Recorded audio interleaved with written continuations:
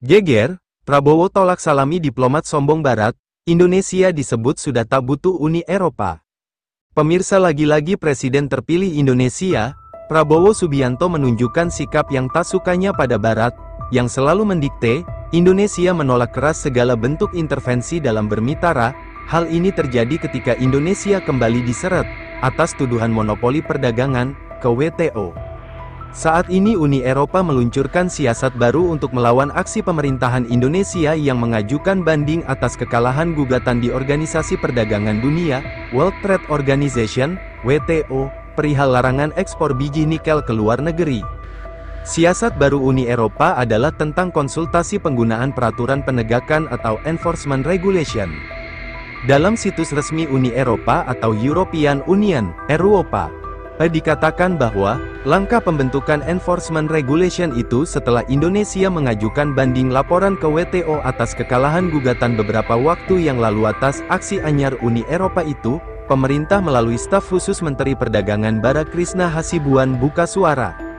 Ia menjelaskan bahwa Enforcement Regulation adalah suatu mekanisme internal Uni Eropa untuk berkonsultasi kepada seluruh stakeholder baik pemerintah negara-negara di Uni Eropa maupun industri pengguna bahan baku biji nikel dari Indonesia, khususnya industri baja di Eropa.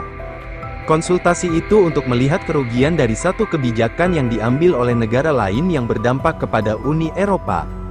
Jadi mereka mengambil ini, konsultasi Enforcement Regulation, sebagai suatu upaya untuk apakah mereka bisa melakukan suatu tindakan membalas dari kebijakan larangan ekspor kita, terang bara kepada CNBC Indonesia, dikutip Kamis, tanggal 20 Juli tahun 2023.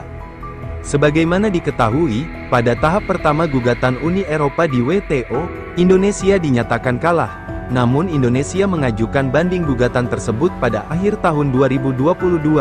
Banding gugatan menjadi satu mekanisme yang diperbolehkan di WTO. Alhasil, keputusan pertama atau kekalahan Indonesia dalam gugatan Uni Eropa di WTO tidak mengikat. Artinya, Indonesia masih bisa melaksanakan kebijakan larangan ekspor biji nikel. Selama belum ada keputusan dari majelis banding, maka keputusan di tingkat pertama itu tidak mengikat atau non-banding, jadi Indonesia bisa terus dengan kebijakan itu dan itu yang mereka tidak bisa terima. Mereka maunya itu setelah ada keputusan tingkat pertama, Indonesia menyerah dan merubah kebijakan dalam arti, kita mencabut larangan ekspor ban untuk komoditi nikel itu, ungkap Bara. Pemerintah RI berharap Uni Eropa menghormati mekanisme yang dijamin oleh WTO perihal banding gugatan tersebut. Lewat Enforcement Regulation, mereka, Uni Eropa, hanya ingin membalas dari kebijakan kita yang membanding gugatan larangan ekspor secara total, yang menimbulkan kerugian pada industri mereka. Jadi mereka konsultasi dulu, kalau memang sudah ada respon dan memang dinyatakan ada case, kerugian, mereka bisa mengajukan dengan retaliation tersebut. Misalnya mengenakan bea masuk kepada barang-barang kita yang masuk kepada Uni Eropa selama ini, ungkap Bara. Sebelumnya, dalam kebijakan Enforcement Regulation yang diterbitkan Uni Eropa, para pemangku kepentingan UE memiliki waktu hingga tanggal 11 Agustus tahun 2023 untuk memberikan pandangan mereka tentang penggunaan Enforcement Regulation dalam kasus ini.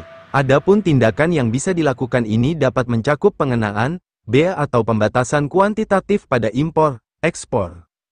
Peraturan penegakan Uni Eropa memungkinkan untuk menegakkan kewajiban internasional yang telah disetujui oleh sesama anggota WTO, ketika perselisihan perdagangan diblokir, meskipun UE telah berupaya untuk mengikuti prosedur penyelesaian perselisihan dengan itikat baik, ungkap Uni Eropa dalam situsnya yang dikutip. Pada saat yang sama, UE akan melanjutkan upaya untuk mencapai solusi yang disepakati bersama atas sengketa biji nikel tersebut, termasuk terus mengajak Indonesia untuk bergabung dalam Multi-Party Interim Appeal Arrangement, MPIA, terang situs tersebut.